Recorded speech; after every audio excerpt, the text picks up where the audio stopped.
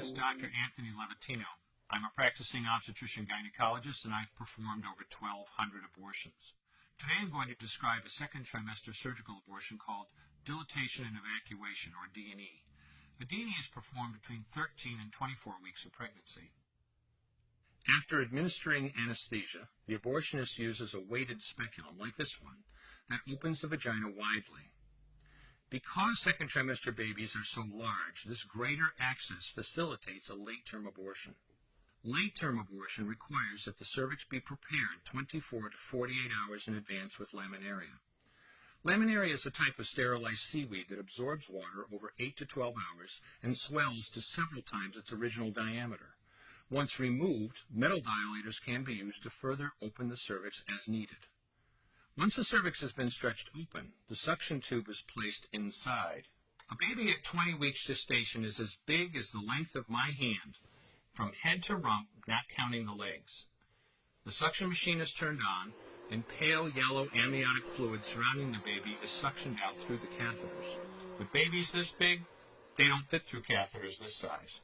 The baby's bones and skull are too strong to be torn apart by suction alone. This is a Soffer clamp. A Soffer clamp is made of stainless steel. It's about 13 inches long. The business end is about 2.5 inches long and 1/2 inch wide, and there are rows of sharp teeth. This is a grasping instrument. When it gets a hold of something, it does not let go. The abortionist uses this clamp to grasp an arm or a leg. Once he has a firm grip, the abortionist pulls hard in order to tear the limb from the baby's body.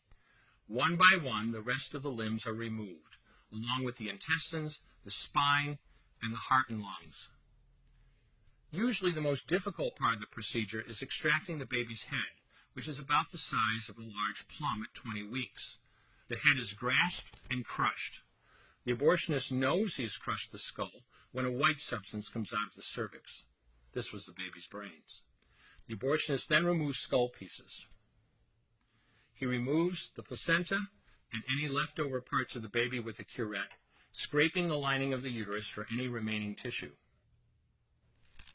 The abortionist then collects the baby parts and reassembles them to make sure that there are 2 arms, 2 legs, and all the pieces. Once all the parts have been accounted for, the abortion is complete. For the woman, this procedure carries a significant risk of major complications, including perforation or laceration of the uterus or cervix, with possible damage to the bowel, bladder, and other maternal organs. Infection and hemorrhage can also occur, which can even lead to death.